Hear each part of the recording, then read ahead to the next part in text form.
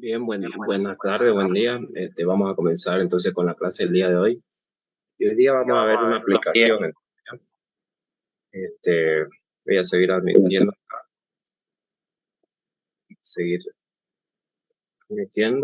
y ya. Entonces, como les decía, vamos a ver una aplicación. En este caso eh, vamos a verificar un tanque elevado, eh, dado o cuyo objetivo es almacenamiento de agua, obviamente, para almacenamiento de agua. Capacidad máxima de 8.000 litros, que ya está diseñado, o sea, ya tiene las dimensiones, tiene una respectiva altura, tiene una respectiva altura del tanque, igual, ¿no? 1,7 metros. Todos los elementos acá se encuentran diseñados. Este es un tanque metálico. Entonces está el reservorio de agua, que es el tanque este que está aquí, que va a ser sostenido a través de vigas y columnas que son estas, y vigas que son estas de acá, ¿no es cierto? Dice que la sección de esos elementos de vigas de columna responden a esta característica de acá, es decir, son tubulares, son secciones tubulares. Vamos a apagar un audio que está encendido aquí, ¿no? Ya. Entonces le decía, estas vigas y columnas que son metálicas responden a esta sección que ustedes ven aquí, es decir, son tubulares, cuyos datos nos indica acá, ¿no es cierto?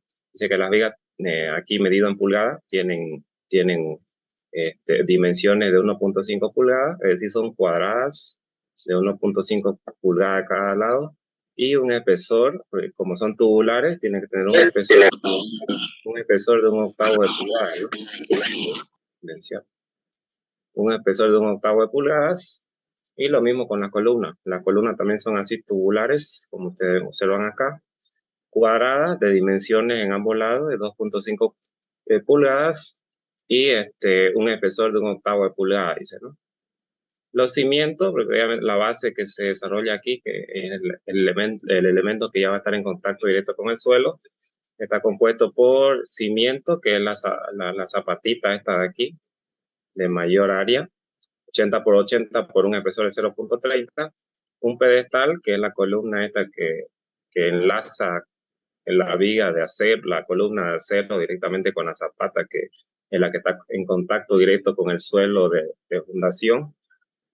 Ese pedestal dice que es de 25 por 25, y las vigas de arriostre que son de hormigón armado, que son estas que están aquí ya en contacto con el suelo, o vigas cadena, igual se las conoce a esas, son de 20 por 30.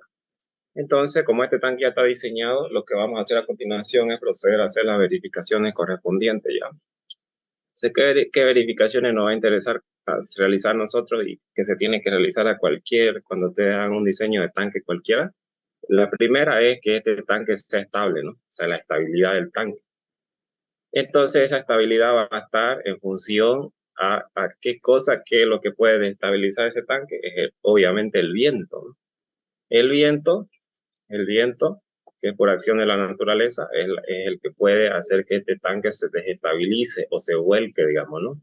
Entonces, por ejemplo, acá nos dice que consideremos una velocidad del viento de 140 kilómetros por hora, ¿no? Esta velocidad del viento va a estar en función a dónde se construye ese tanque, digamos, ¿no? Porque hay zonas cuyo viento sopla más fuerte que otras, digamos, ¿no? Por ejemplo, las zonas costeras ahí tienen vientos huracanados, digamos. Entonces aquí la velocidad del viento quizás para esa zona crezca, digamos.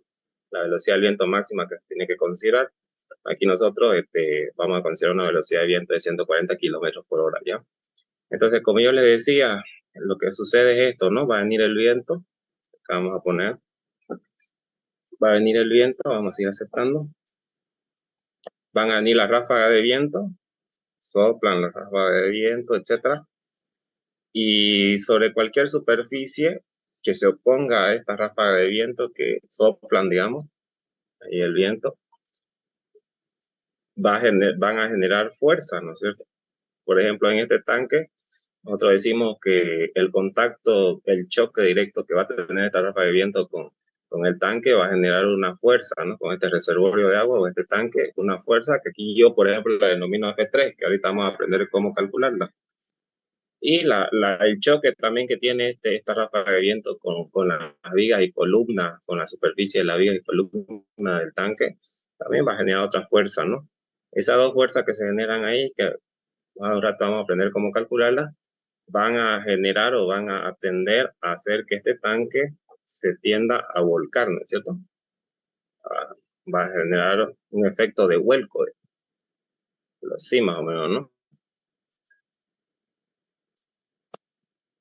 sea, vamos a decir que se va a generar un efecto de volcamiento y entonces ese efecto de volcamiento es el que nos va a interesar controlar o verificar si se controla con, con las dimensiones que nos están dando de los elementos del tanque, ¿no es cierto? Entonces fíjense que el punto de rotación o el punto que va a tener a volcar aquí es este de aquí. Este es el punto que se considera, que nosotros vamos a denominar como punto de rotación, digamos. Este punto que lo denominamos como B, porque es el punto en el que el tanque se va a mantener fijo aunque el tanque se vuelque o aunque se venga para abajo, porque este punto de acá se va a levantar, digamos.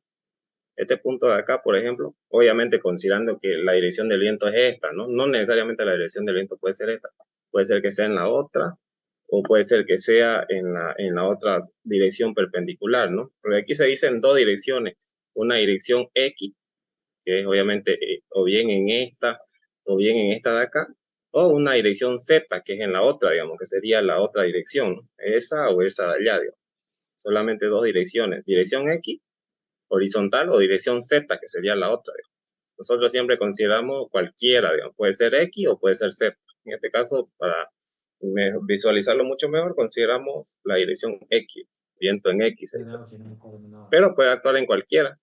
Y para todas va a ser la misma verificación. Es decir, si yo hago esta, para todas se va a cumplir, ya sea para Z o para la otra contra, digamos, se cumple igual. Por eso es necesario solamente verificar una, ¿no? Ya, entonces vamos a seguir aclarando eso. Acá. Vamos a restablecer esto. Y solamente me interesa borrar esto y esto. Y esto acá.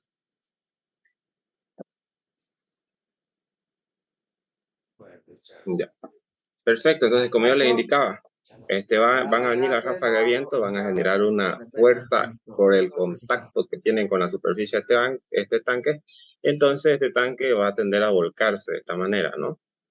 Ahora, el punto de rotación viene a ser este punto B, el que ustedes ven aquí, digamos, ¿no?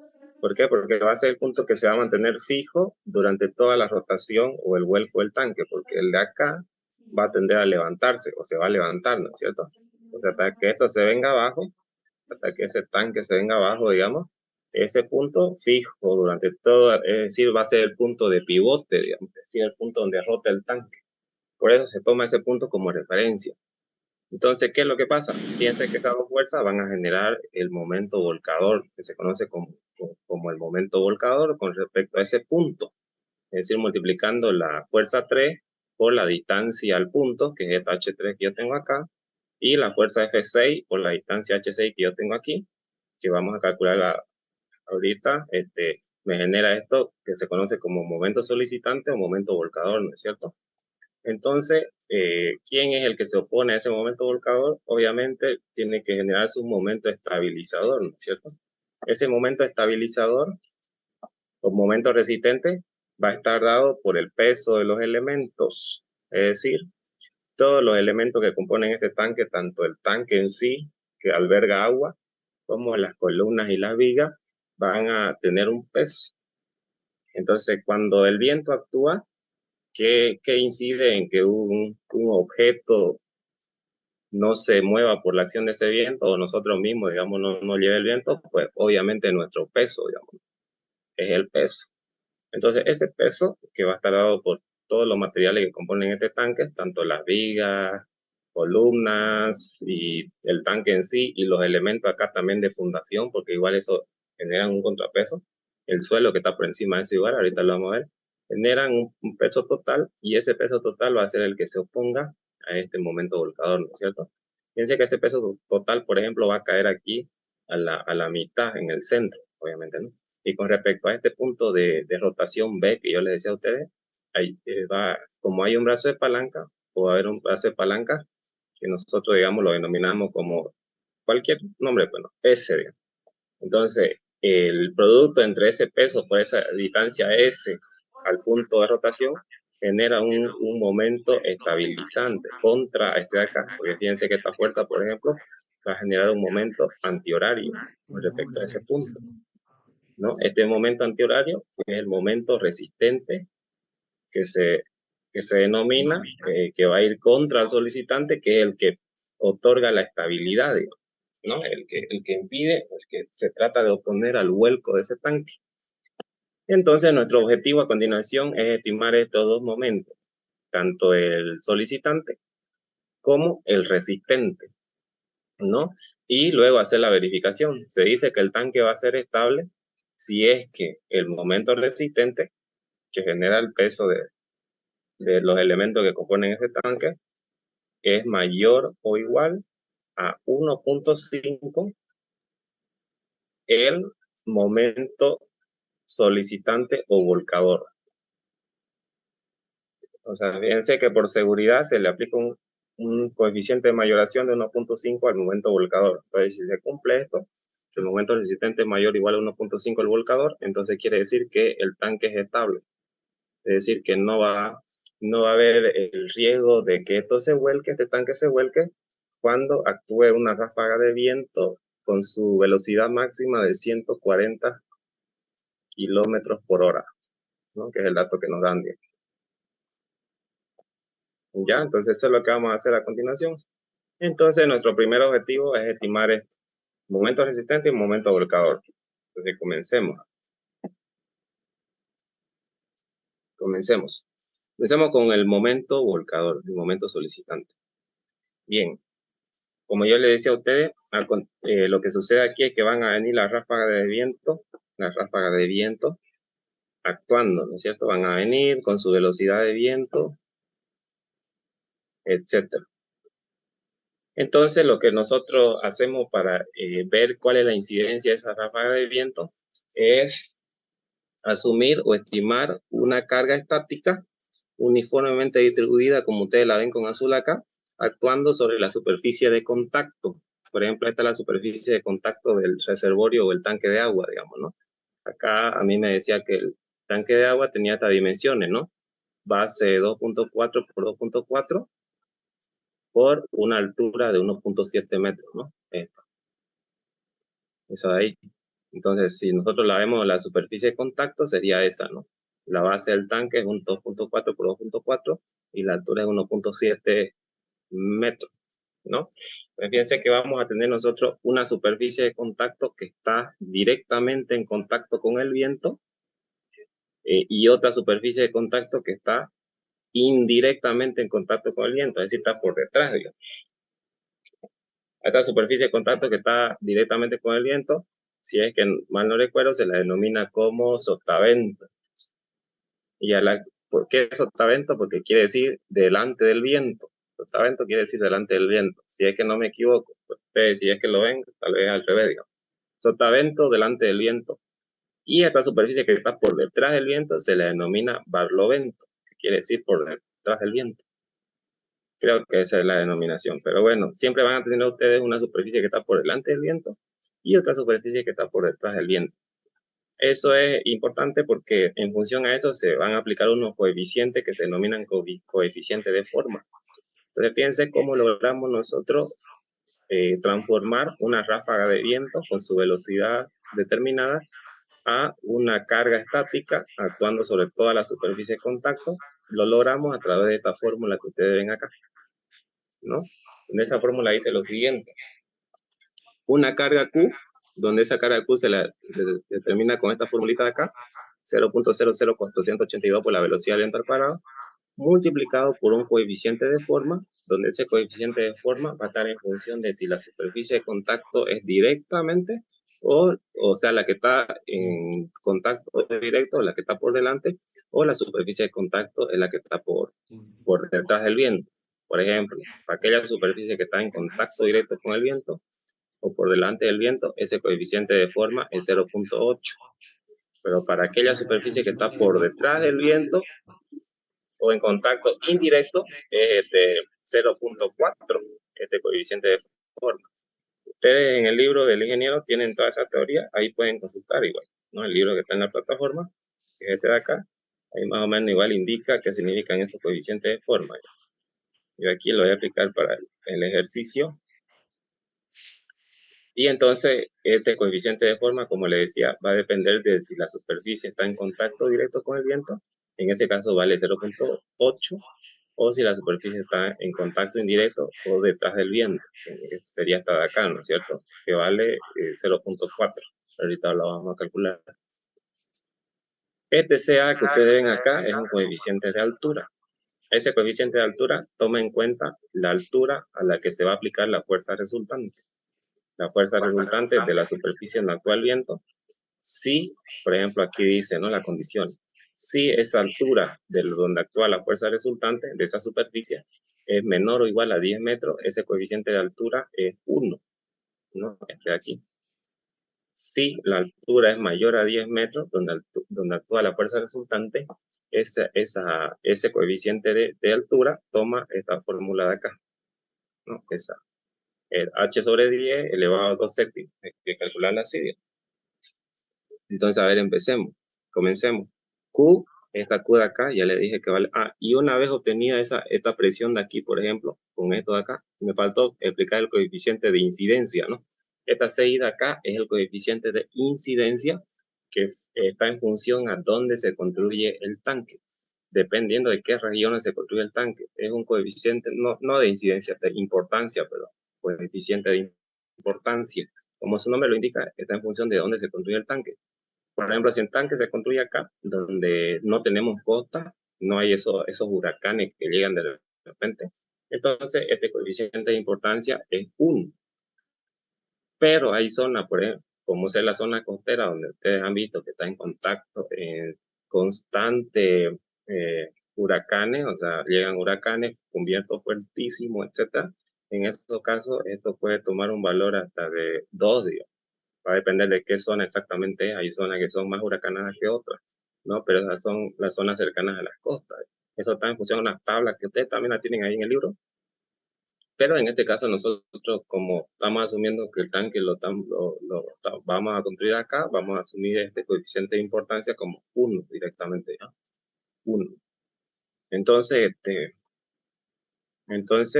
dicho esto, calculada esta presión sobre la superficie de contacto con esta fórmula, multiplicando por el área de la superficie de contacto, ya yo tengo la fuerza resultante, ¿no es cierto? Fíjense ustedes que por ejemplo, esta superficie de contacto, donde la presión actúa ahí, que la calculo con esta fórmula, en toda la superficie, multiplicando por el área, yo ya obtengo la fuerza resultante, ¿no? O sea, la resultante, una fuercita resultante, tanto para esta superficie que está en contacto directo con el viento, como para esta otra que está en contacto indirecto con el viento. Y luego la suma de ambas me va a dar una fuerza total, ¿no es cierto? Sería la fuerza total que va a actuar sobre que el viento genera sobre este tanque, ¿no? Entonces, a ver, veamos cómo se calcula. Comencemos. Entonces, la carga Q, esta de acá, que tiene que ir aquí, se calcula con esta fórmula de acá, ya, 0.00482 por la velocidad del viento al cuadrado, ¿no? La velocidad del viento que nos daban, que tenemos que considerar, es de 140 kilómetros por hora, lo reemplazamos ahí, y ya directamente me da como una carga por metro cuadrado, ¿no? En toda la superficie.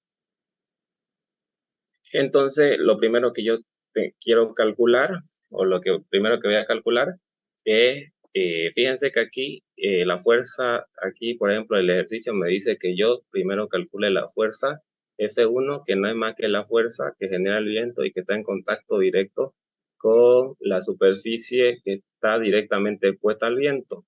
Esa es F1.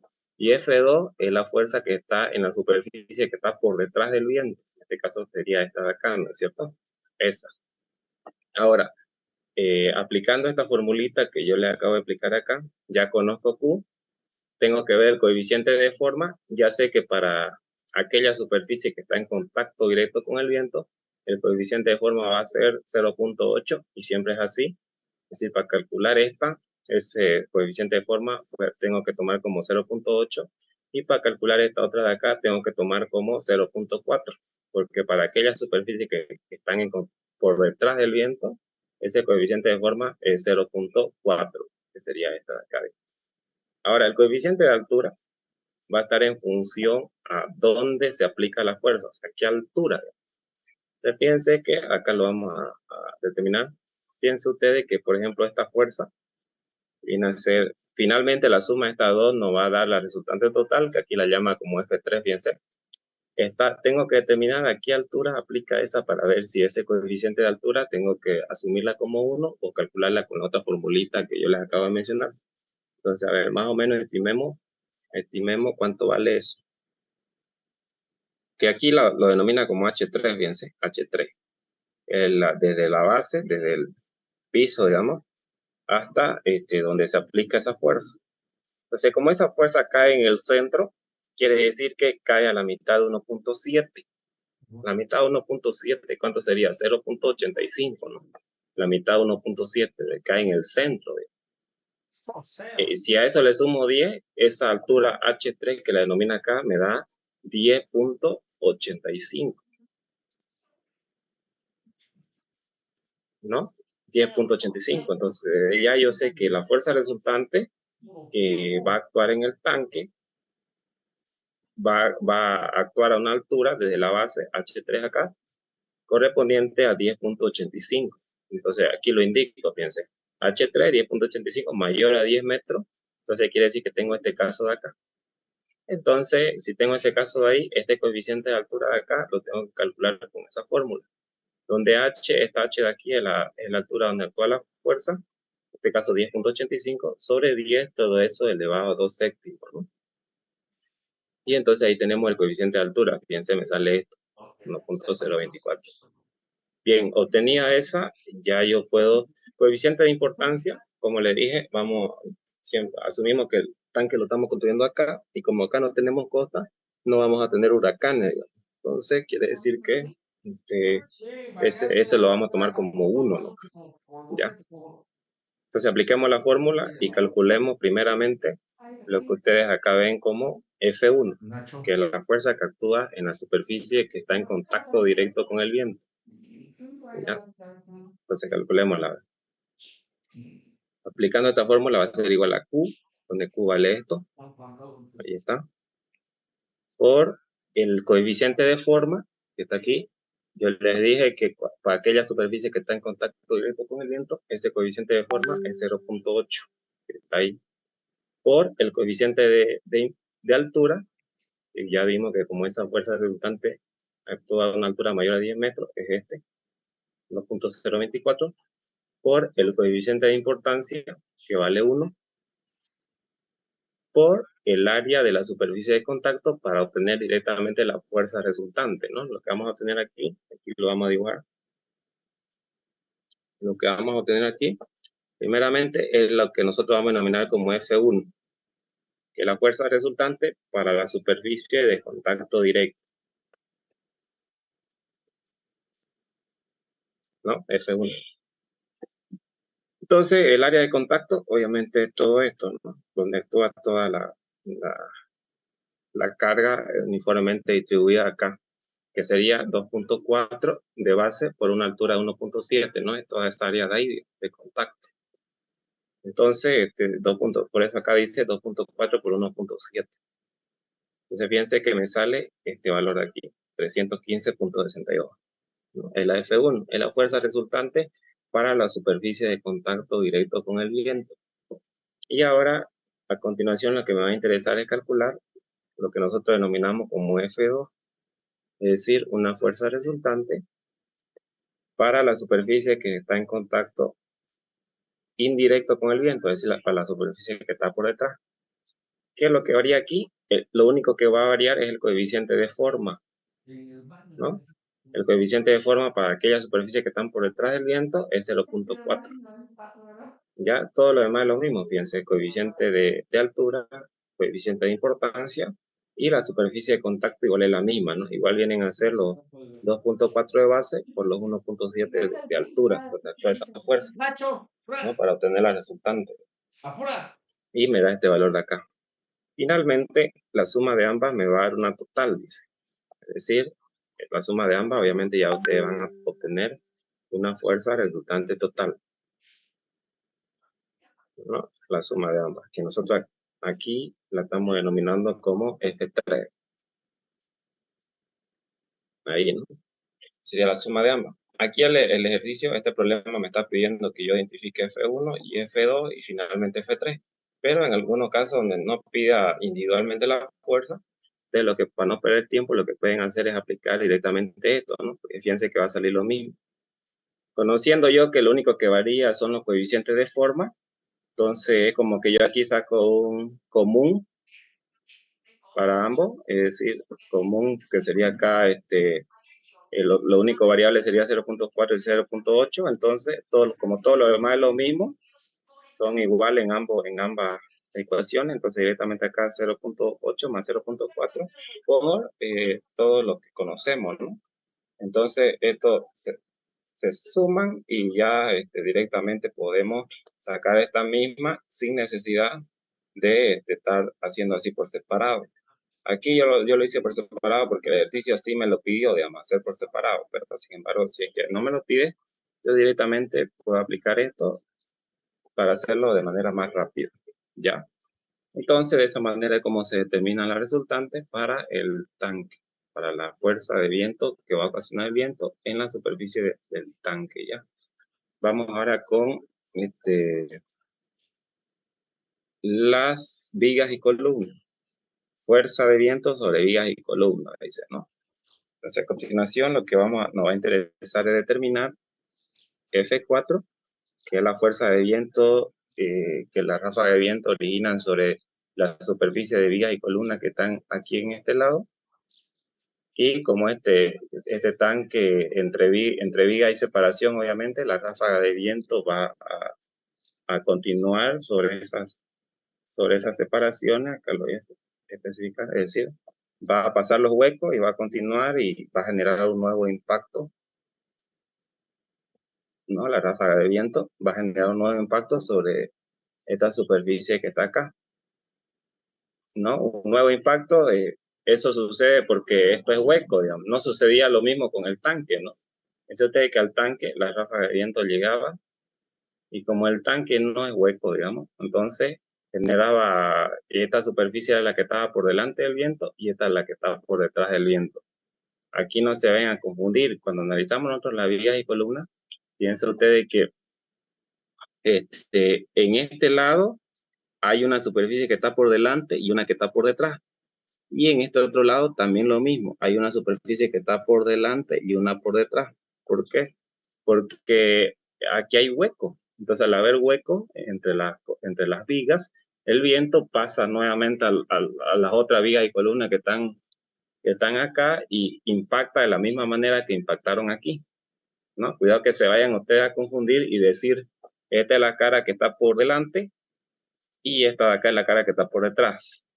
No sucede eso, ¿no? Porque esto no es cerrado, sino que hay hueco. Aquí entre las vigas hay hueco. Entonces, lo que va a hacer el viento es pasar por esos huecos y a esta de acá impactar de la misma manera que impactó acá. Es decir, que esta parte de aquí tiene una cara que está por delante del viento, que sería esta aquí, y una cara que está por detrás del viento, que sería esta que está aquí, ¿no? A ver, trabajémosla como sería esto. Veamos a ver. Y aquí lo especifica, ¿no? Fíjense, por ejemplo, si hacemos un corte y observamos en planta el entramado de columnas y vigas, tenemos algo así, ¿no? Están las columnas y las vigas que como que unen esas columnas, digamos, ¿no? Van uniendo las columnas así en todo el perímetro. Se va a llegar el viento y aquí vamos a tener una cara que está por delante y acá una cara que está por detrás, ¿no? Lo mismo acá, una cara que está por delante del viento y una cara que está por detrás, ¿no es cierto? Entonces, a ver, a continuación nos va a interesar a nosotros determinar lo que conocemos como F4. La F4 es la fuerza que va a actuar sobre este conjunto de vigas y columnas, ¿no? Entonces, para entender eso, voy a hacer un pequeño dibujo acá. Vamos a hacer, a ver, vamos dibujando. Vamos a tenerlo así, más o menos, ¿no? Y tenemos la columna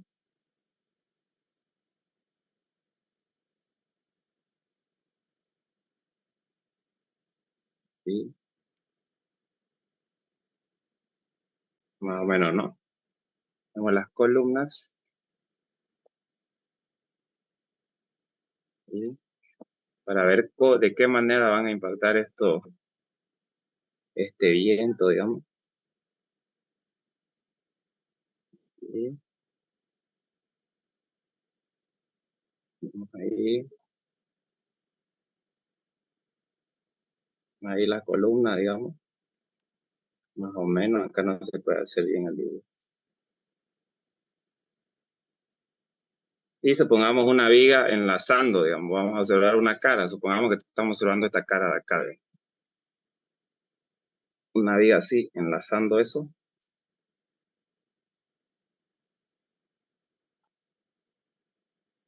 Misma,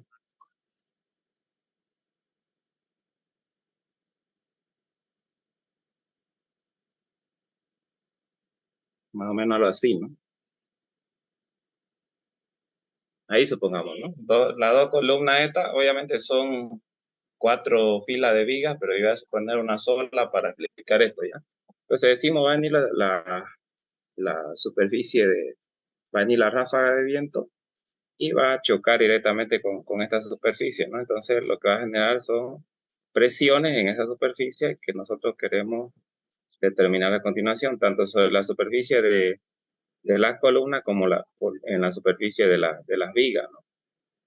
Ahí más o menos, aquí en esta superficie donde impacta de manera directa, y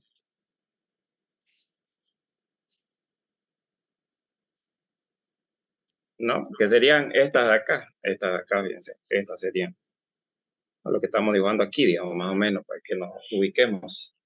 Y la superficie que está detrás del viento, de manera indirecta, sería la otra, pues, la de acá. Ahí. A esa, ¿qué es lo que varía ahí? El coeficiente de forma, como ustedes lo han visto. Ahí está por detrás, lo mismo para la viga, ¿no? Acá, la superficie que está por detrás,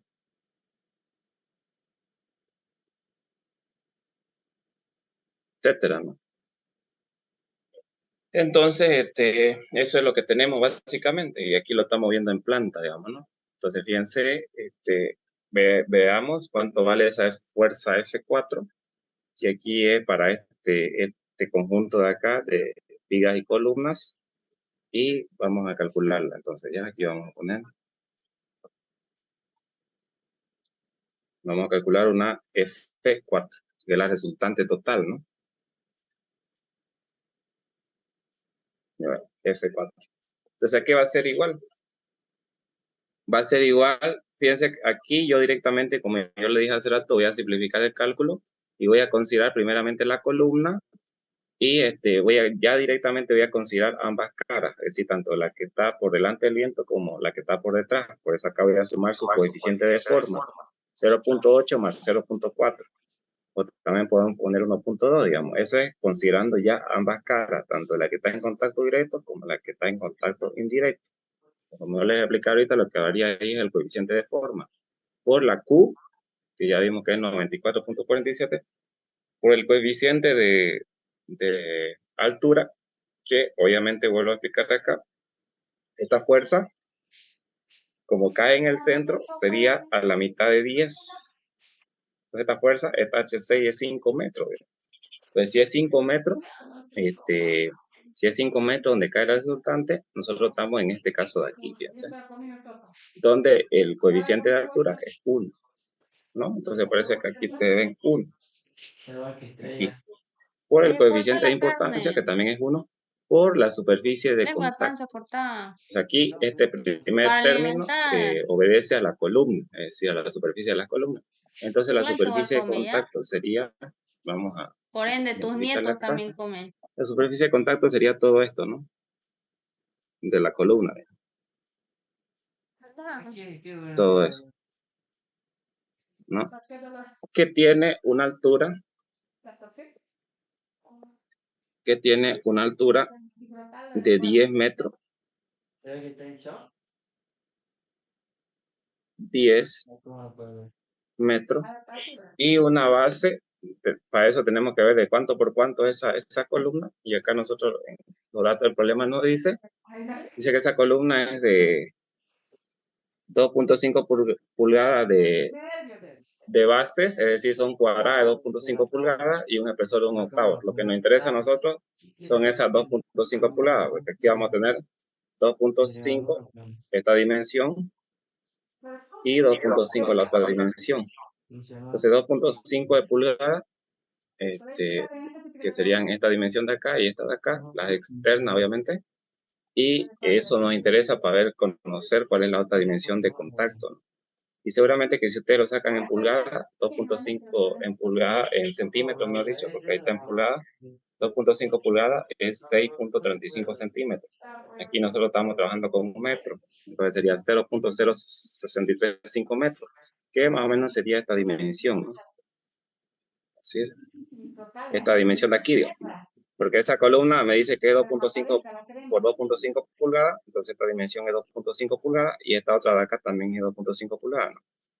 Entonces, el área de contacto va a ser los 10 metros de altura por esos 2.5 pulgadas que ya vimos que es 0,0635 metros, haciendo la transformación, ¿no? Por eso es que ustedes ven 10 por 0.0635 metros. Y eso lo multiplican por la cantidad de columnas. Obviamente tenemos aquí una columna y acá otra, digamos, ¿no? Entonces son 2 columnas, por eso acá por 2, ¿no? Entonces este término obedece a este conjunto de vigas y a las columnas. Este término aquí obedece a las columnas, ¿ya? Más, consideremos ahora las vigas. Para las vigas lo mismo. Va a haber una superficie, que vamos a poner, va a haber una superficie de contacto directo, que es esta de aquí. Esa. Y una superficie de contacto indirecto que sería la otra, que el área es lo mismo, ¿no? ¿Qué es lo que va a variar ahí? Los coeficientes de forma, ¿no? Que aquí para simplificar lo ponemos a sumar, digamos. Superficie directa y superficie indirecta, ¿no? 0.8 más 0.4. Todo lo demás lo mismo, exactamente lo mismo que ya trabajamos acá. Y el área de contacto y en hacer esto aquí, que básicamente como el problema nos dice a nosotros, que lo vamos a poner, el problema nos dice que hay una separación aquí de 2 metros entre centro de columnas. Podemos adoptar como simplificación esos 2 metros para determinar esa área, ¿no? Porque, y también nos dice que esa viga, fíjense, estamos trabajando con la viga, tiene unas dimensiones de 1.5 de base y altura, 1.5 pulgadas, lo mismo, ¿no? 1.5 de base y 1.5 de altura. O sea, son columnas y vigas cuadradas, digamos. Ambas dimensiones son iguales. Y un espesor de 1/8 de pulgada, digamos, podríamos decir, ¿no? Pero lo que me interesa son esos 1.5 aquí. En centímetros, hay que transformar a centímetro y luego a metro. Entonces, fíjense que nosotros tenemos acá más o menos esta dimensión, que es 2 metros. Y tenemos también, conocemos esta altura de aquí, que es 1.5 pulgadas, ¿no? 1.5 pulgadas. Esa altura, ¿no? Bien, entonces finalmente esa superficie va a ser igual a 2, porque son a todos 2 metros de acá, por 1.5 pulgadas, que es 3.81 centímetros, haciendo la transformación, que a metro es 0.0038 metro, ¿no? Esto ya está en metros. Por la cantidad de vigas, ¿no? Que son 4. Acá tenemos nosotros, tenemos una fila de vigas, entonces sería 1, 2, 3 y 4, ¿no es cierto? Esta que está abajo es la viga de hormigón armado que ya enlazan al cimiento, pero esta que está aquí en contacto con el suelo no se considera para la carga de viento, ¿ya? Solamente desde aquí, 1, 2, 3 y 4, ¿no? Es por eso que aquí nosotros hemos puesto por 4, porque son 4 vigas. ¿Listo? Entonces, finalmente, haciendo toda esa operación, nos da F4. que es la resultante para este lado de acá, ¿no? En la F4 que ustedes ven aquí, que sería para este lado de vigas y columnas, ¿no? Pero también hay que estimar la F5, que sería para el otro lado de acá, digamos, de vigas y columnas igual, que obviamente va a ser igual a esto, ¿no? Es lo mismo, digamos, porque como le digo, la ráfaga de viento pasa por los huecos e impacta de la misma manera acá, ¿no? Entonces, por eso es que aquí yo he dicho que F4 es igual a F5, digamos. Ambas son 179 kilos. Es decir, acá, si lo vemos acá, vamos a ponerlo. Si lo vemos aquí, aquí vamos a tener también una resultante. Lo voy a poner aquí, que nosotros vamos a denominar para este lado de acá, que vamos a denominar como F5. F5, ¿no? Que es lo mismo que F4, porque lo mismo que sucede acá es lo mismo que va a suceder acá, digamos. ¿Ya? Y por eso aquí iguales. Sumando ambas me va a dar una resultante total que yo la denomino acá como F6. Fíjense, es la F6 que sale acá. Aquí F6. Es la total, digamos, la suma de lo que sucede en esta cara más lo que sucede en esta cara de acá. O en este lado de acá, porque no, son lados diferentes, pero que el viento va a impactar de la misma manera, digamos, ¿no? Esta F6. Listo, entonces sumando ambas, y esta H3, H6, esta altura de aquí, es la mitad de 10, digamos, que actúa en el centro, entonces va a ser 5 metros, como observamos. ¿Ya?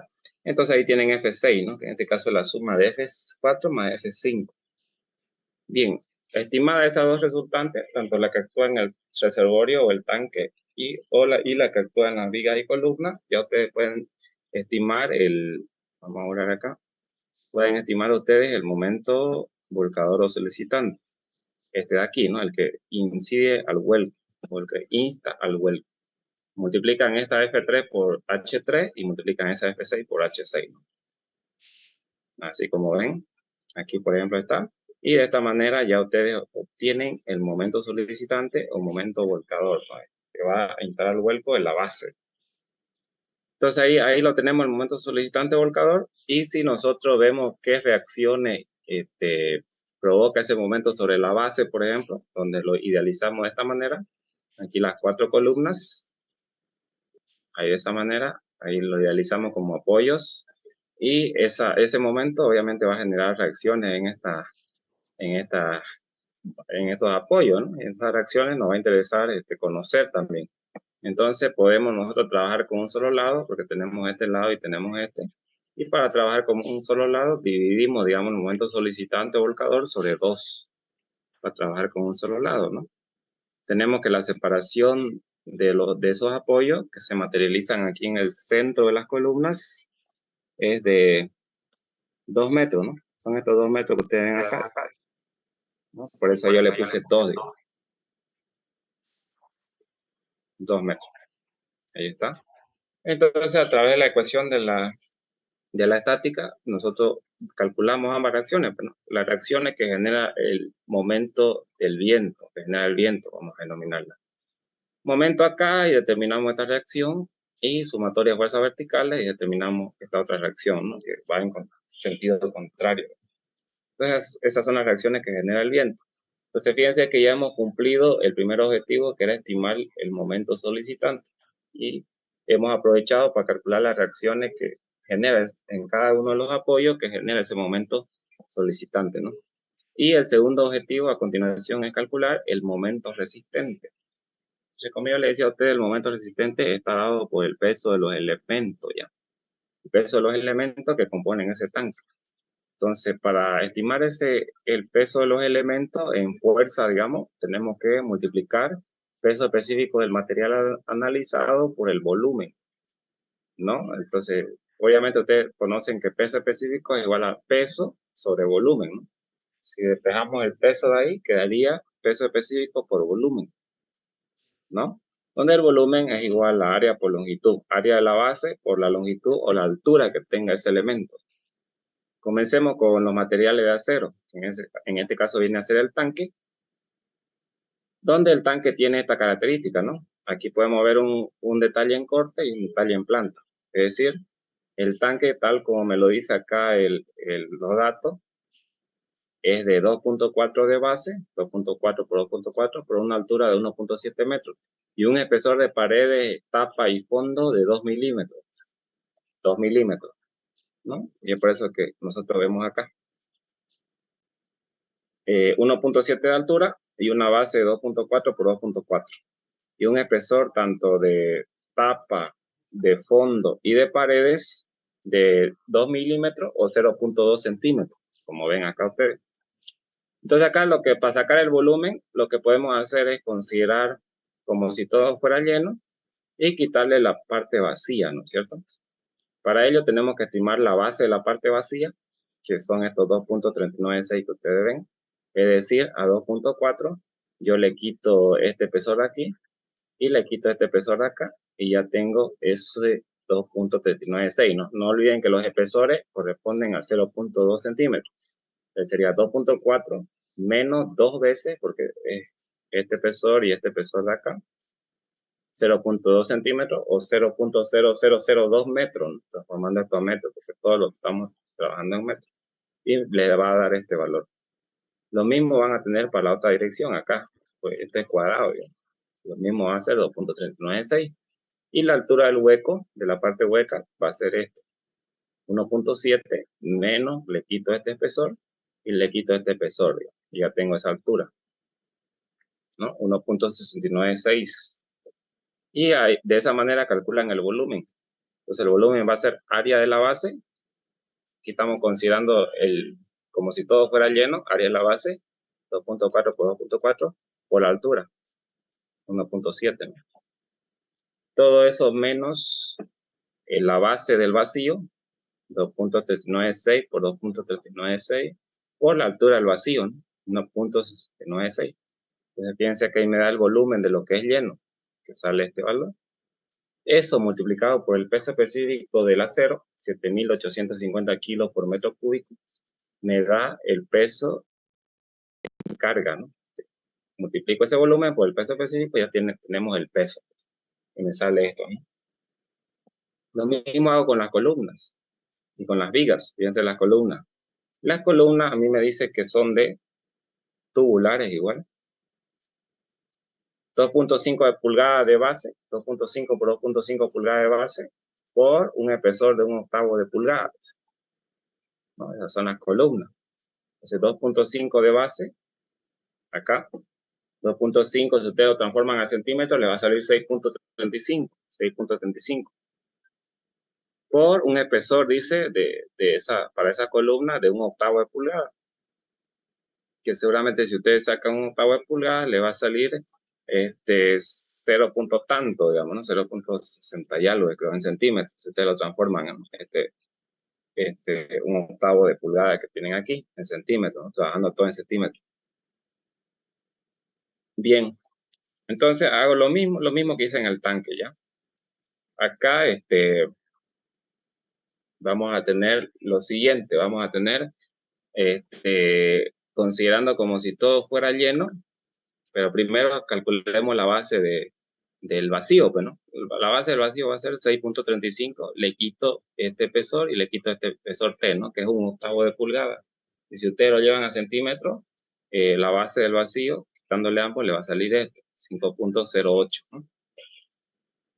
Y entonces calculo el volumen. Entonces el volumen va a ser el área de la sección, que vendría a ser esto de acá, digamos, 0.635 por 0.635, es decir, considerando todo lleno, y le quito el vacío, ¿no?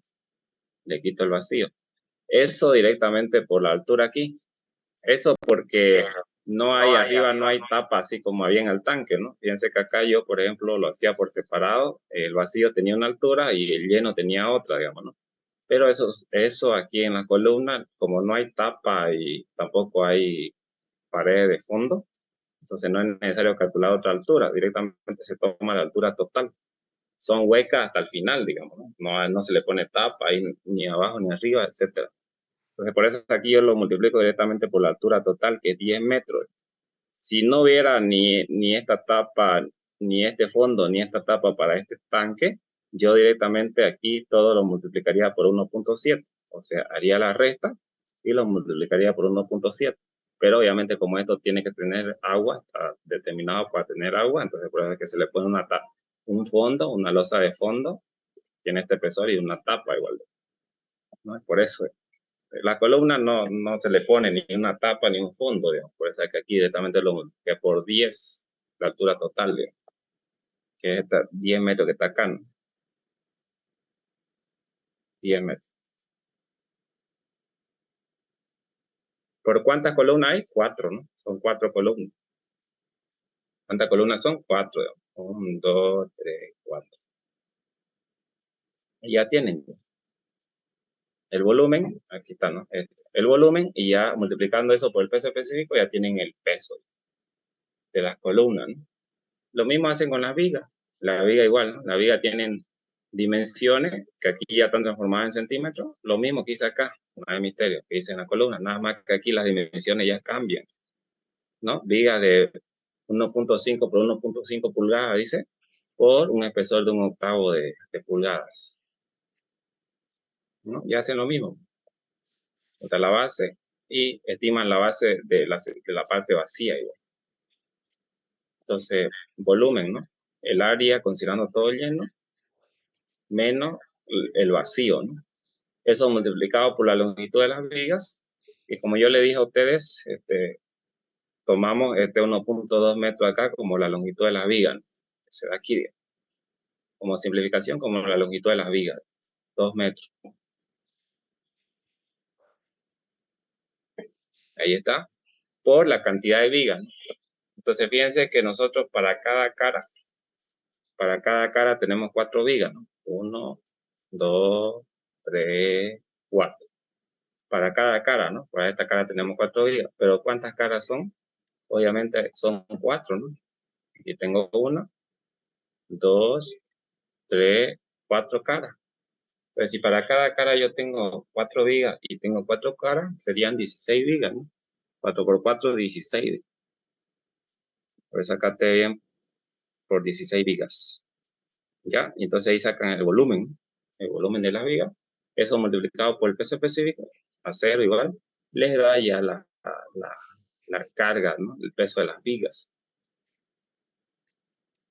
Ya, entonces ahí hemos terminado con el material acero que conllevan al tanque de acero, las columnas de acero y las vigas de acero.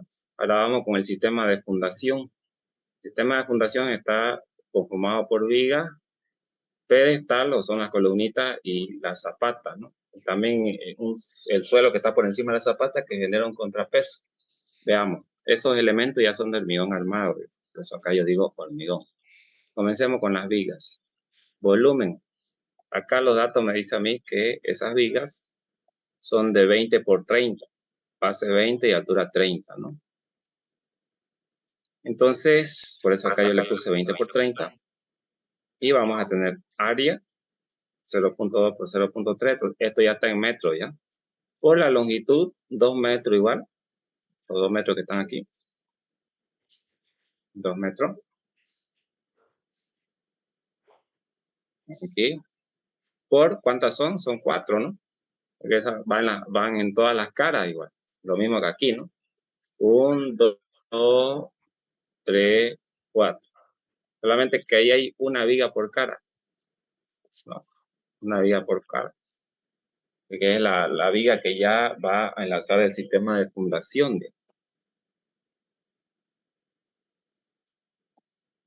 Entonces acá 4 vigas. Vamos con las columnas o lo que se conoce como pedestal igual. Que es este de aquí.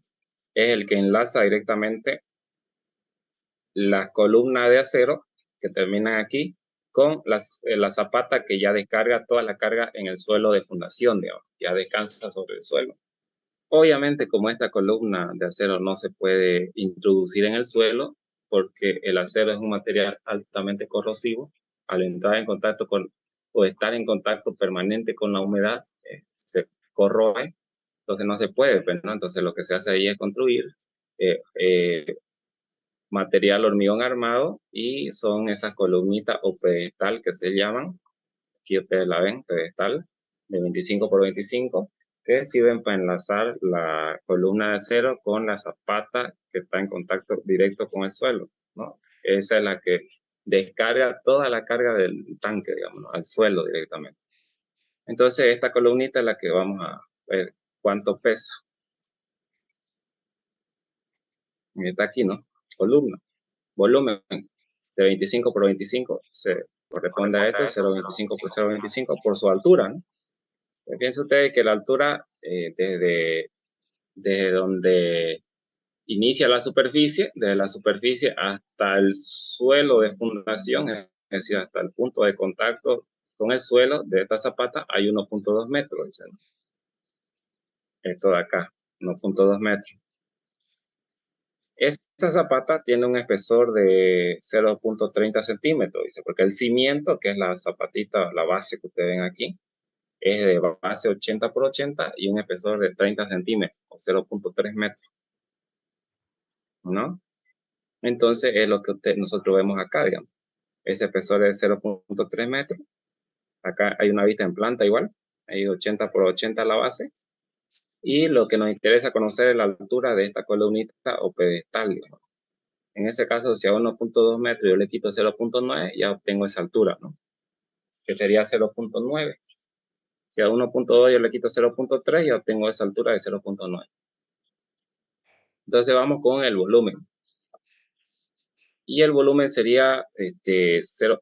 Acá por si acaso, porque yo aquí lo multipliqué por 2.400, porque ese es el peso específico del hormigón armado, ¿ya? 2.400 kilos por metro cúbico, ¿no? Por eso es. Entonces decíamos, vamos con la columna, estábamos trabajando con la columna, ¿no? Estábamos determinando esta altura. Entonces ahí veamos, 0.25 por 0.25 por esa altura de 0.9 metros por 4 columnas, ¿no? Que va a ir en las 4 caras, entonces 4 columnas, ¿no? Son 4 columnitas. Para cada columna se pone ese pedestal, 1, 2, 3, 4. Son 4. Volumen, multiplican por el peso específico del hormigón armado, que es este, y ya tienen ese peso de la columna. Vamos con la zapata, esta de aquí. Esta, ¿no? Dice que tiene superficie 80 por 80 y un espesor de 0.3 metros. Volumen va a ser entonces el área de la superficie, 0.8 por 0.8, por su altura, 0.3, por la cantidad de zapatas, 4, ¿no? Para cada columna hay una zapata, obviamente, igual. Entonces, ese volumen lo multiplican por el peso específico del hormigón armado, 2.400, y ya tienen el peso de la zapata. Vamos con el hormigón de lavado o hormigón pobre que se conoce. Ese hormigón pobre es el que se coloca aquí detrás, por debajo de la zapata, en toda su superficie, obviamente, para aislar un poco la humedad del suelo con el acero o el fierro que se le coloca a la zapata, ¿no? Como yo les decía, como el acero es altamente corrosivo, entonces para que no esté tan expuesto, digamos, ese acero que se le va a colocar ahí, se coloca por debajo algo que se conoce como hormigón pobre, ¿no? Con un espesor de 5 centímetros. Entonces, como ese hormigón pobre se coloca en toda la superficie de la zapata, vamos a decir que su área de la base va a ser 0.8 por 0.8 en todo, 0.8 por 0.8, por un espesor de hormigón pobre de 0.05 metros o 5 centímetros. Generalmente ese es el espesor, por 4, ¿no? En cada zapata va a ir ese hormigón. Entonces ahí tenemos un volumen. Ese volumen lo multiplicamos por el peso específico del hormigón pobre, que se estima como 2.200 kilos por metro cúbico. Y ya tienen ahí ustedes el peso del hormigón pobre. Y por último, como yo les decía, el suelo que está por encima de aquí este relleno que va a estar por encima de la zapata. En todo esto, descontando el pedestal que está aquí, va a generar un contrapeso. O sea, un peso que va a ser favorable al equilibrio, ¿no? Que va equilibrar o va a oponerse al momento de vuelco. Entonces hay que estimar ese peso igual. Un peso específico del suelo de 1800 kilos por metro cúbico y estimemos, entonces va a ser el volumen, donde el volumen va a ser el área de la base, donde yo le decía, considerando como si todo fuera lleno y le tenemos que quitar el área de la columna o el pedestal, ¿no? Entonces va a ser 0.8 por 0.8 menos 0.25 por 0.25. Multiplicado por la altura de donde está ese relleno, ese suelo, que a todo esto 0.9 metros, por la cantidad de donde hay relleno, ¿no? Que serían las 4 zapatas. Por eso acá por 4. Y ahí tienen el volumen y multiplican eso por el peso específico y ya tienen el peso, ¿no? Peso del suelo, acá. O sea, bien, entonces una vez ya tenemos eso, a continuación lo que hacemos es estimar el peso total, también conocido como carga muerta, ¿no? Porque es debido al peso de todos los elementos que componen o que van a estar en ese sistema. Y suman todo, tanto el peso del material acero, tanque, columna, viga, como el peso del hormigón, de vigas, columnas, zapata, hormigón pobre, suelo. Y finalmente le va a dar un peso, si es que no me equivoqué en la suma acá, correspondiente a este valor, ¿no? Y como yo le indicaba al inicio, ese peso que componen todos los materiales va a estar actuando como carga en el centro correspondiente a esto. Y con respecto a este punto B, que cuando le expliqué al inicio le mencioné eso, que es el punto de rotación, va a generar un momento antihorario, que es el momento estabilizante, un momento resistente que se conoce, que como actual centro, ya sé que esto es 2 metros, sería A medio, ¿no? La mitad de AD. Entonces, multiplicando ese peso por A medio, aquí, ya yo tengo lo que se conoce como momento resistente, ¿no? Si el momento que se va a oponer al vuelco, que aquí lo tengo en metros, pero acá lo puedo obtener en centímetros, transformándolo para trabajar todo en centímetros. Entonces, este es el momento de forma antihoraria que se va a oponer al momento volcador que yo tenía, que acá está actuando en forma horaria, momento volcador. Entonces, a continuación se hace la verificación. Si es que este sistema de tanque con las dimensiones que nosotros estamos analizando ahorita, tanto de columna como viga, como de zapata, va a ser estable o va a garantizar una estabilidad, se tiene que cumplir esto, que el momento resistente sea mayor o igual a 1.5 al solicitante. El resistente es este, ¿no? Y el solicitante es el que ya calculamos hace rato, este de acá.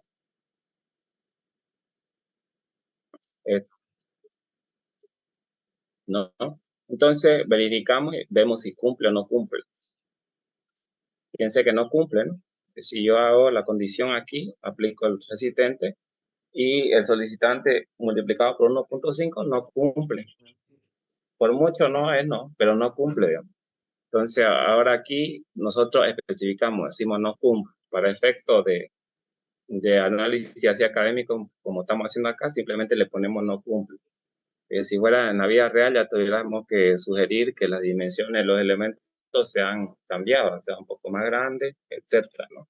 Ahora, cualquiera de ustedes seguramente que se preguntará o seguramente se estarán haciendo la pregunta, y si es que no, se la menciono, a ver, me podrán decir, ¿y por qué aquí el agua no genera el peso y aumenta este equilibrio?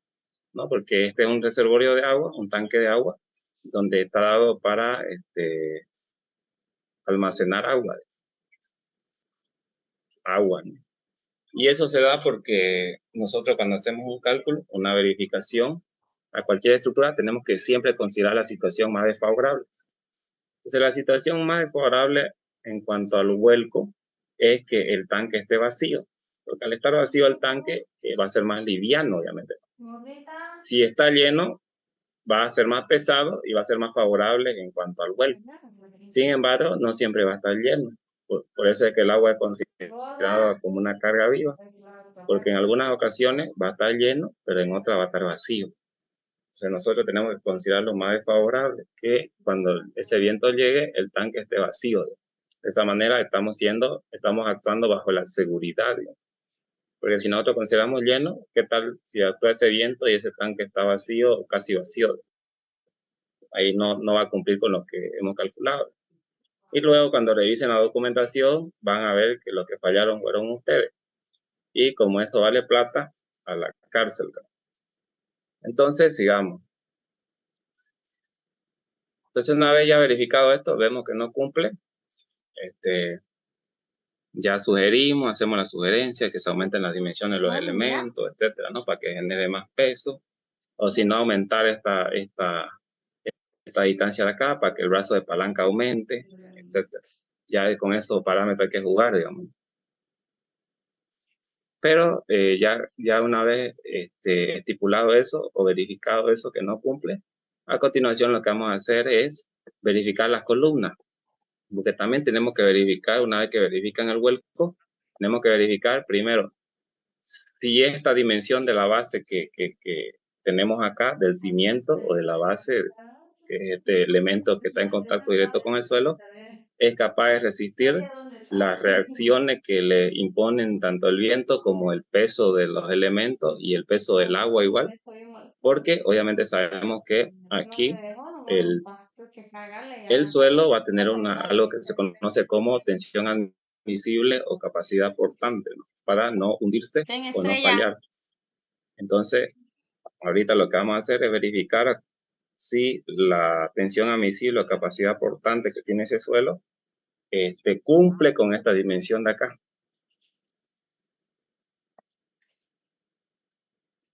¿No? De 80 por 80, pero este ya estaba prediseñado, pero no sabemos si está correcto o no. Eso es lo que vamos a verificar. Entonces, para aquello vamos a hacer lo siguiente. Vamos a eliminar. Vamos a determinar las reacciones de cada uno de los apoyos, ¿ya?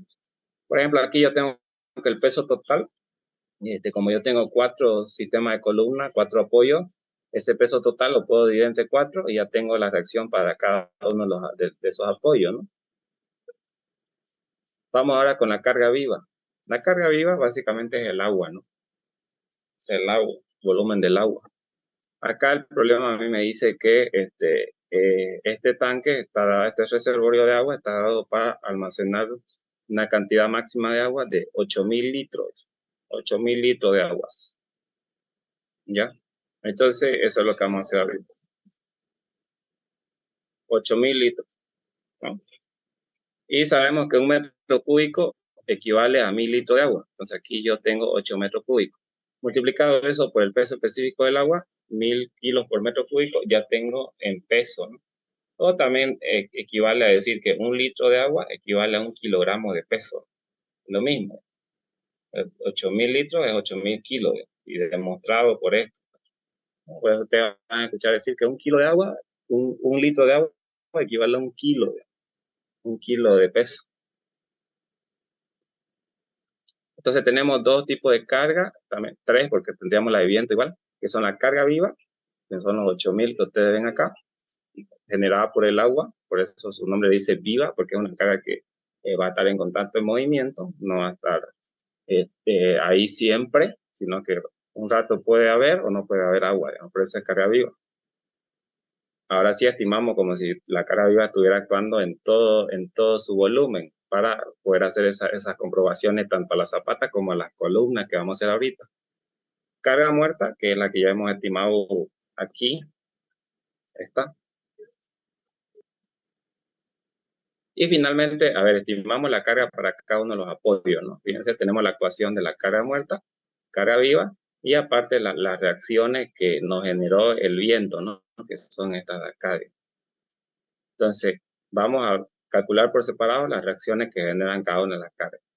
La carga muerta va a generar reacciones en cada uno de los apoyos y no es más que, como yo les mencioné ahorita, dividir la carga muerta entre los 4 apoyos, ¿no? Ya tienen ahí.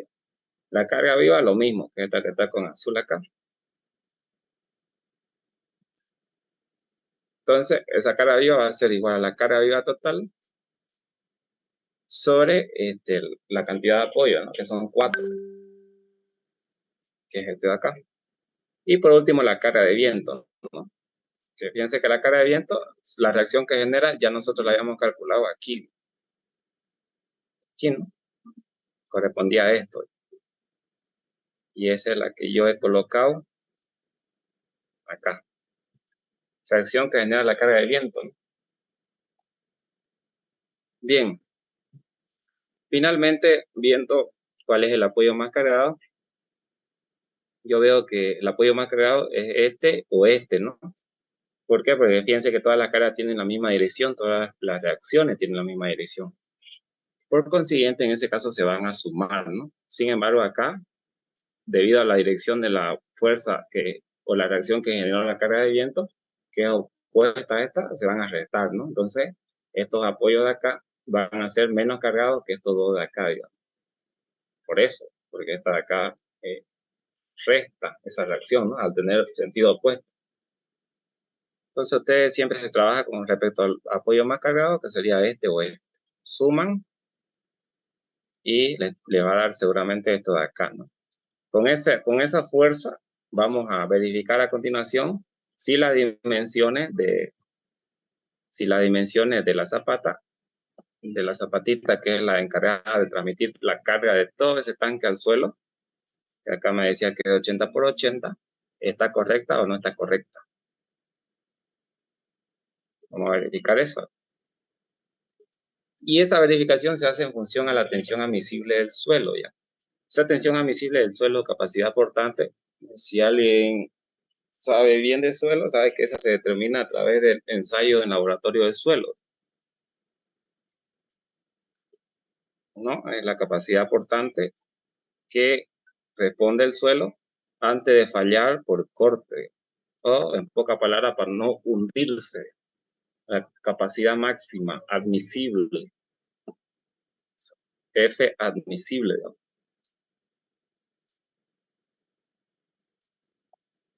Entonces dice que esa capacidad admisible o tensión admisible, que se conoce igual, o capacidad portante, que se determina mediante ensayo de laboratorio, tiene que ser siempre mayor o igual a la tensión que genera esta carga, que no es más que decir la fuerza sobre el área.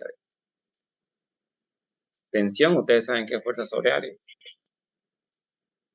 Entonces, el área viene a ser el área de la superficie de la zapata, es decir, B por B, ¿no es cierto? ¿Cuánto por cuánto va a ser esa zapata? Ese es el área. Por eso acá hay que ustedes ven B por B, digamos. La superficie de contacto de la zapata con el suelo es esa B por B. La tensión admisible para el suelo, vamos a suponer aquí que es de 1.2 kilos por centímetro cuadrado. Esta tensión admisible varía en función a qué tipo de suelo es. Si es un suelo bueno, quizás esté estimado por este valor, 1.2, 1.5, pero si es un suelo malo, quizás esté por debajo de 1, digamos 0.9, 0.7.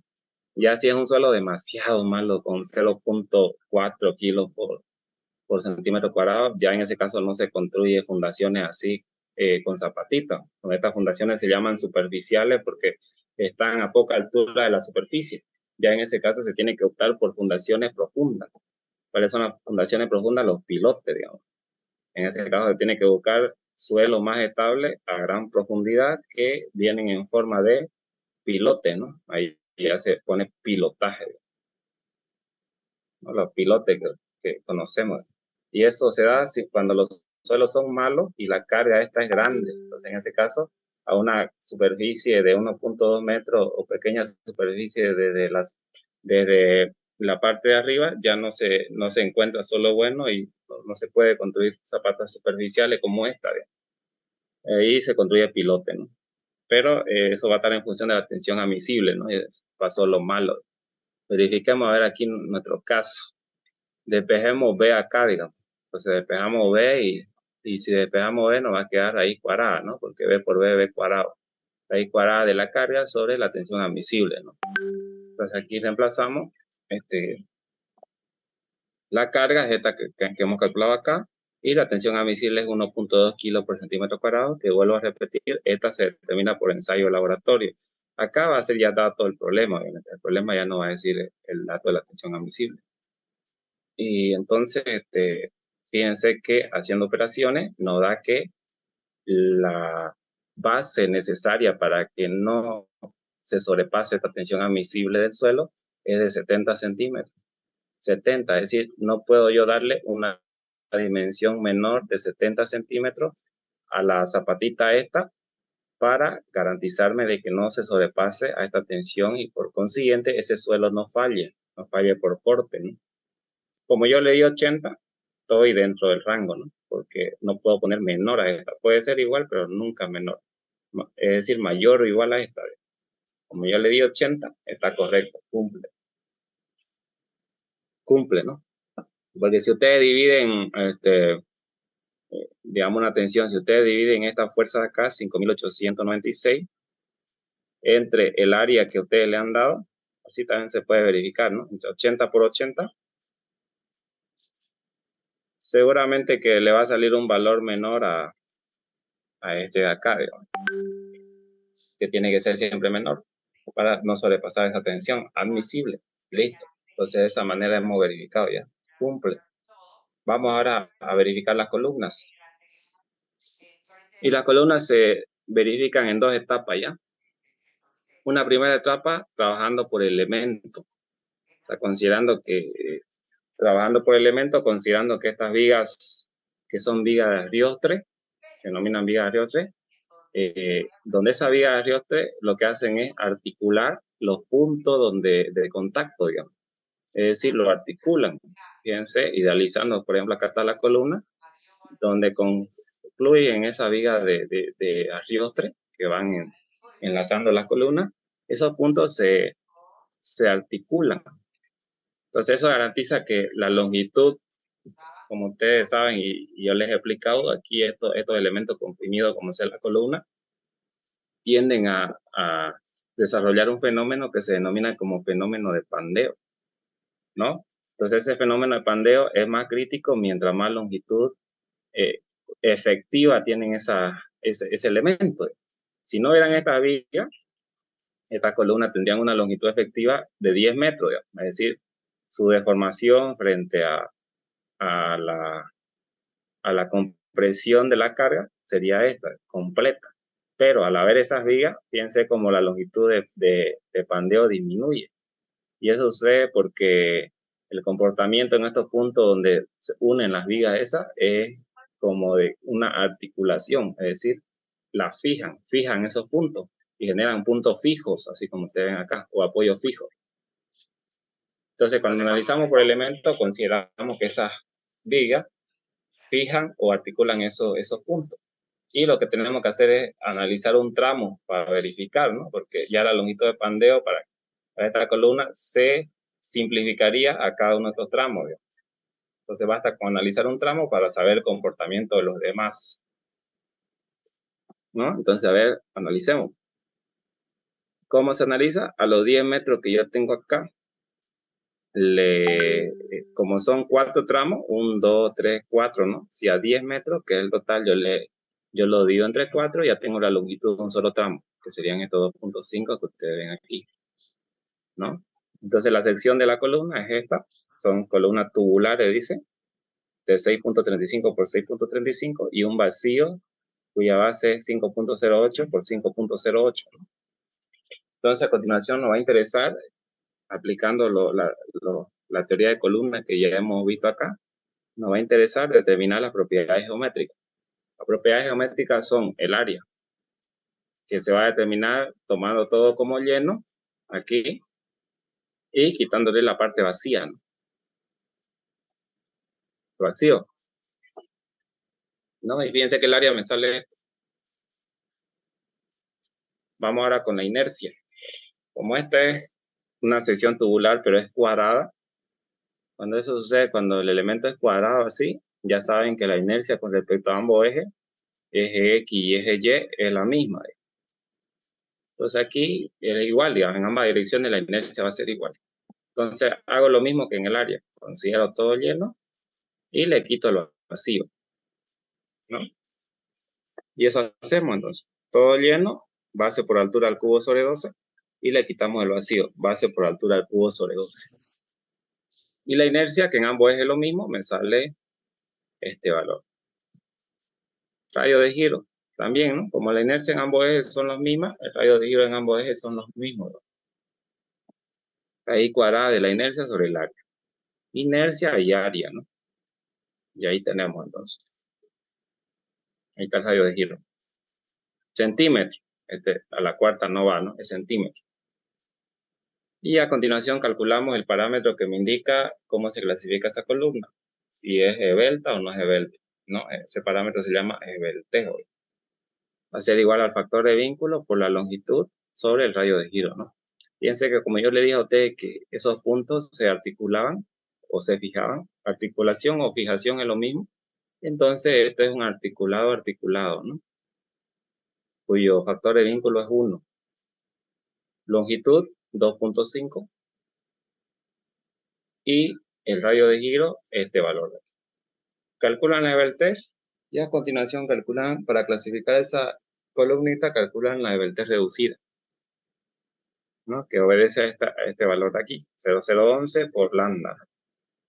Entonces, fíjense ahí, tenemos, ¿no? 0.011 por la esbeltez, esta, y me sale esto. Me sale que es menor a 1.5 y ya yo determino que es columna corta, ¿no? Denominada como columna corta. Mayor a 1.5, columna larga. Y eso es que me varía para ocupar la fórmula para determinar la tensión crítica de pandeo.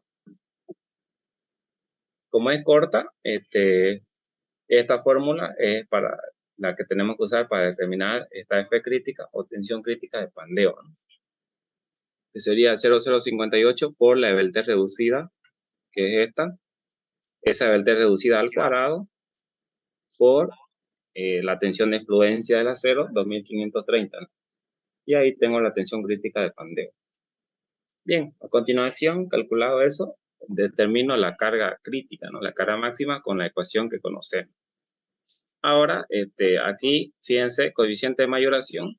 Y ahora aquí ya nosotros tenemos algo particular, que es que tenemos carga de viento.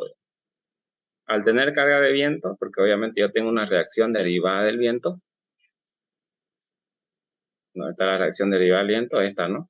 Ya yo tengo que usar otra combinación de cargas que ya considera ese viento. Es decir, tengo que considerar la combinación de carga que conozco, porque sí tengo carga viva y carga muerta, pero al tener carga de viento también tengo que considerar otra, digamos. Que acá en el libro ustedes la tienen ya. ¿Dónde está? Aquí. A ver, no, está por el principio, ¿no? En el libro del ingeniero, ustedes van a tener eso. Abajo. Está por aquí, ¿no? Vamos a ver, 17, 18, aquí.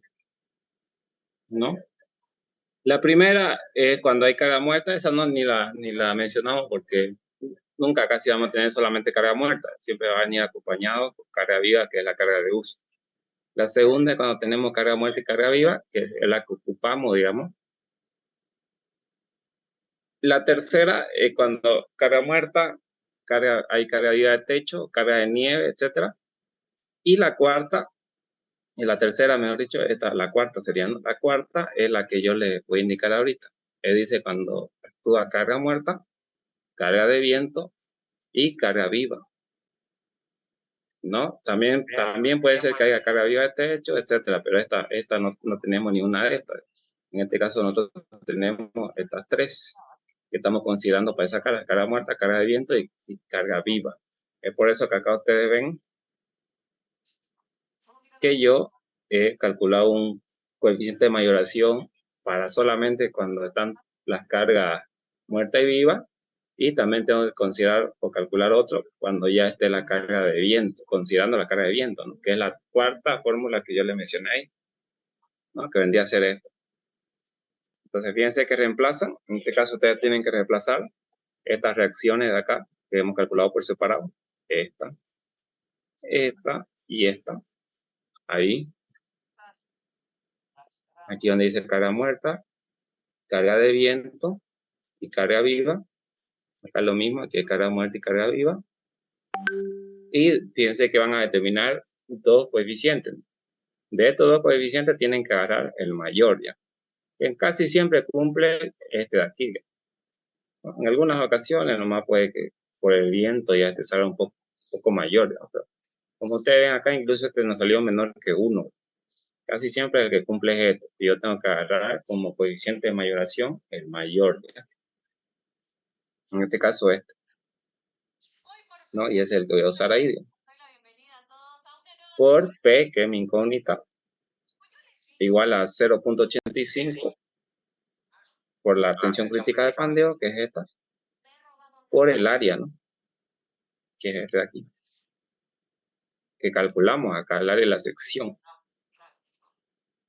De ahí despejan P. Y P le sale esto, fíjense, 11.175.2. Eso es mayor a la carga total o a la reacción total que se le está aplicando a cada uno de los apoyos, a cada una de las columnas, ¿no? Que esta de aquí es esta, ¿no?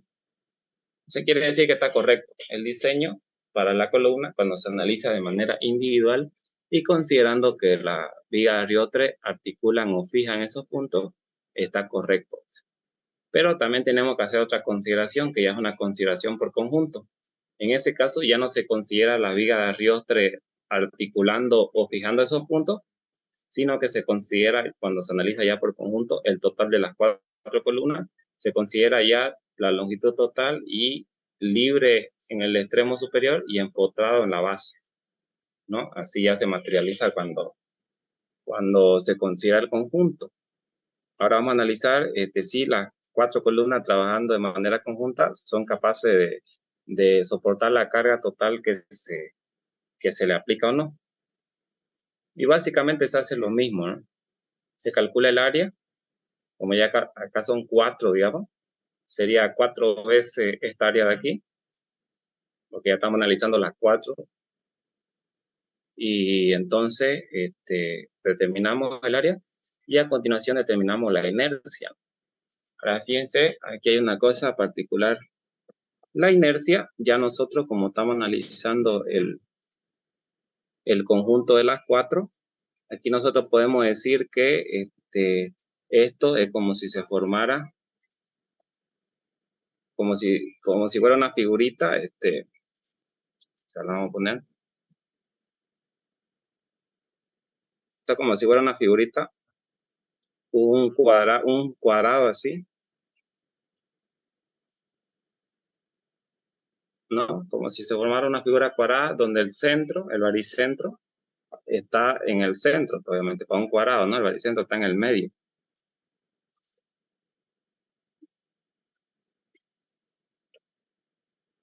Entonces, esta distancia de 200 son los 2 metros que hay de separación de columna a columna. Y ahora lo que yo quiero determinar, la inercia que proporcionan cada una de las columnas con respecto al centro de gravedad. Ya no con respecto a su propio centro, digamos. Esta que yo calculé aquí era la inercia con respecto a su propio centro de gravedad de ellas individualmente. Sin embargo, acá ya es del conjunto con respecto a este centro que está aquí. Si tomamos en cuenta desde la distancia que hay desde cada una de las, del baricentro de la columna hasta, de cada uno de los baricentros de las columnas hasta ese centro de gravedad total, viene a caer a medio, ¿no? Es decir, la mitad de 200, sería a 1 metro. Por ejemplo, distancia del baricentro a este centro es 1 metro. Lo mismo con la de acá, lo mismo con la de acá y lo mismo con la de acá, ¿no? Entonces, cuando yo quiero transportar la inercia de una figura, de un elemento a un punto cualquiera, la fórmula que tengo que ocupar es la fórmula de Steiner, o la fórmula de los ejes paralelos, más conocida como fórmula de Steiner, que obedece a esta, ¿no? Y transporte de inercia del centro de gravedad de una figura a un punto en específico, en este caso al centro de gravedad total, va a ser igual a la inercia del elemento más el transporte, ¿no? El producto del área del elemento por la distancia que hay desde el centro de gravedad de ese elemento o esa figura al punto donde yo quiero calcular, que en este caso es con respecto al punto de centro total, ¿no? Al cuadrado, ¿no? donde esta inercia va a depender, ¿no? Si es así, como la figura que tenemos nosotros acá, cuadrada, sería base por altura al cubo sobre 12, etcétera. Y entonces esta fórmula es la que tenemos que ocupar. Ahora, fíjense ustedes que como estas dimensiones, porque son aquí por ejemplo para la columnita de cuánto es de 6.35 por 6.35, ¿no? Son demasiado pequeñas respecto a esta de acá, porque fíjense cuánto equivale la distancia que hay, a cuánto equivale la distancia que hay, por ejemplo, del centro de gravedad de esta a el punto donde yo quiero calcular la inercia, que sería el centro de gravedad total. Esa distancia equivale a 1 metro o 100 centímetros, digamos, como quieran llamarlo. Entonces, como esas son, hay una gran diferencia entre las dimensiones que tiene la columna a ese brazo de palanca, podemos estimar que este primer término de aquí tiende a 0, es decir, no se lo consigue a la vez. Se puede hacer esa simplificación. Eso sucede cuando ese brazo es grande, digamos, así como aquí, 1 metro o más de 1 metro, etcétera. Cuando ese brazo es pequeño, 20 centímetros, 10 centímetros, ahí sí se considera esta de acá, digamos, o base por altura al cubo sobre 12, o si es un círculo, por ejemplo, pi por diámetro a la cuarta sobre 4, etcétera. Pero aquí, en este caso de dimensiones grandes, digamos, o sea, de brazo de palanca grande, este primer término lo podemos simplificar, tiende a 0. Y solamente nos vamos a quedar con esto, ¿no? Por eso que aquí yo he solamente colocado este término de acá. Y como yo le decía, esto toma la figura de un cuadrado. La inercia con respecto a ambos ejes para un cuadrado es el mismo, ¿no? Por eso acá, inercia en X igual a inercia en Y. ¿Ya? Y como tengo que considerar las 4 columnas, acá lo multiplico 4, eso es este 4 de acá, porque estoy considerando las 4 columnas, por el área de cada una, por la distancia que hay desde el baricentro de cada columna hasta el centro de gravedad total, que como es formado un cuadrado, en ambas direcciones es lo mismo, ¿no? Porque fíjense que acá de tener a medio y acá a medio, ¿no? Por eso es que aquí yo lo multipliqué por a medios al cuadrado, ¿no? Que ese es el brazo de palanca DI que ustedes ven acá. Si simplifican eso, le va a quedar finalmente esto, ¿no? Porque este cuadrado, metiéndolo aquí a y a 2 al cuadrado, que es 4, ese 4 se va a ir con este 4 y me va a quedar esto, ¿no? Finalmente, los radios de giro en ambas direcciones van a ser los mismos, porque como es forma cuadrada, en ambos es lo mismo, y es la raíz cuadrada de la inercia, perdón, la inercia sobre el área, ¿no? Se piensa ustedes que la inercia es esta, y la reemplazamos ahí, ¿no? Sobre el área. El área va a ser 4 veces, ¿no? Porque son 4 columnas. Y de ahí simplifican. Al simplificar le va a quedar esto, A sobre 2. ¿Cuánto vale A? 2 metros o 200 centímetros que tienen acá. Ya. Finalmente ya hacemos todos los cálculos, ¿no? Que conocemos. El test, ahí tienen el radio de giro. Y calculan entonces el test. Fíjense que el factor de vínculo, aquí ya como es libre y empotrado, ¿cuánto es el factor de vínculo para un empotrado libre? 2. Por eso es este 2 acá, digamos, el factor de vínculo, el K, para un empotrado libre es 2. Por la longitud total, que es 10 metros o 1000 centímetros, sobre el radio de giro, que es 100. ¿No? Este 100 que me salió acá. Digamos. Entonces la VT me sale 20. A continuación calculan la VT reducida, le sale este valor, menor a 1.5 y ya proceden a calcular la tensión crítica de pandeo, ¿no? Que sale esto, ¿no? Y aplican la misma fórmula que aplicamos hace rato. Factor de mayoración, donde ese factor de mayoración también podemos considerar el mismo que hemos calculado acá. Va a salir lo mismo si hacen con el total igual. P, que es la incógnita 0,85 por tensión crítica por el área de las 4, ¿no? Estamos considerando las 4 trabajando en conjunto, que sería esto. Y ahí ya tienen, fíjense, tienen la tensión crítica o la carga máxima que puede soportar ese conjunto sin pandearse en conjunto. Y esa la tenemos que comparar con la carga total. La total, es decir, la suma de esta carga, la total, ¿no? Que viene a ser esta, aquí está, ¿no? Directamente. Y verificamos que cumple. Entonces quiere decir que en conjunto tampoco va a fallar, digamos. O sea, considerando que la viga de arriotre no articulan los puntos de apoyo, etcétera, ¿no? Sí. ¿Ya? Entonces, de esa manera es como estas son las verificaciones que se realizan si es que a ustedes les entra un ejercicio de tanque, ¿ya? Tienen que primero verificar el vuelco, ¿no? Verificar el vuelco, verificar si se cumple la condición de vuelco. Si se cumple, si no se cumple, ustedes lo especifican ahí. No cumple. Luego tienen que verificar si las dimensiones de la fundación o de la zapatita que se les ha dado está correcto o no está correcto. Luego verifican la columna, si falla o no falla, si es capaz de resistir la carga que se le va a imponer o no. Por elemento, considerando que las vigas de arriostre aquí articulan o fijan esos puntos, y sin considerar ese arriostramiento por conjunto, o sea, libre y empotrado. ¿Ya? Y de esta manera es como van a desarrollar cualquier ejercicio de tanque que a ustedes les toque.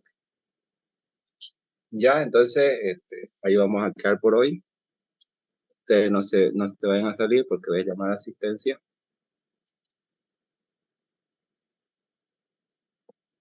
A ver.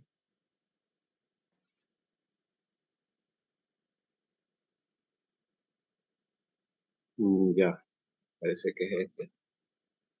No sé si es este, pero vamos a llamar a Aliaga Delgado Daniel. Álvarez Vega María Isabel. Presente.